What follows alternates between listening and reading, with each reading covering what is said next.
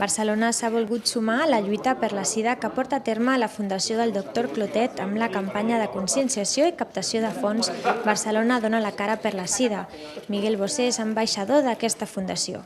El marco de esta cita que tiene que crear una continuidad y ser, digamos, un evento puntual, no solo de la gala para la recaudación, sino del engalanamiento de esta ciudad, que se despierte dedicada a esto y que durante 24 horas celebre, como celebra la Navidad, la solidaridad y el acercamiento a esta enfermedad.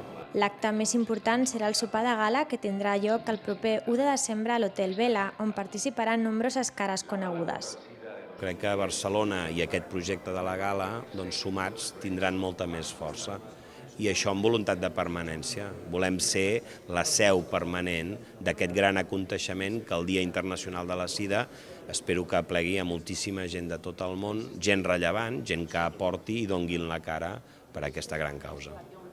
D'aquesta manera, l'Ajuntament vol mostrar el seu suport a la malaltia i conscienciar la població alhora que fa més visible la tasca solidària de la Fundació.